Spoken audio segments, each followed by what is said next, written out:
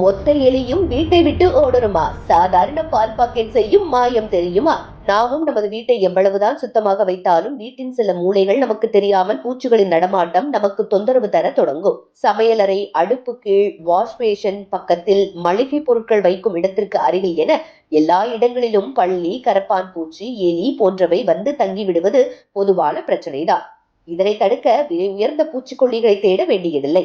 பெரும்பாலான வீடுகளில் நாள்தோறும் தூக்கி எறியப்படும் பால் பாக்கெட்டே இந்த பிரச்சனைக்கு எளிய தீர்வாக மாறும் என்பதே ஆச்சரியத்தில் ஆச்சரியம். பால் கவர்களை பொடியாக நறுக்கி அதனுடன் சிறிதளவு சமையல் சோடாவை சேர்த்து கலக்கி பூச்சிகள் வரும் இடங்களில் இந்த கலவையை வைக்கலாம். இந்த கலவை கரப்பான் பூச்சி மற்றும் பள்ளி போன்ற உயிரினங்களை அங்கிருந்து துரத்துவதற்கு உதவும். சமையலறையின் இருட்டான இடங்களில் வைக்கப்பட்டால் அவை அங்கே நுழையாமல் தடுக்கும்.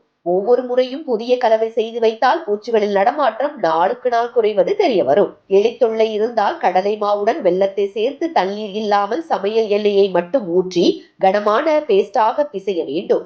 இதன் வாசனை எலிகளை எளிதாக ஈர்க்கும்.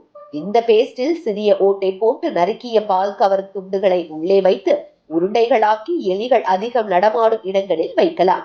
இதை சாப்பிட்ட எலி அந்த இடத்தை விட்டு ஓடிவிடும். இது ஒரு எளிய வீட்டு முயற்சியாக இருந்தாலும் பல வீடுகளில் இந்த முறைகள் பெரிய மாற்றத்தை ஏற்படுத்தி வருகிறது.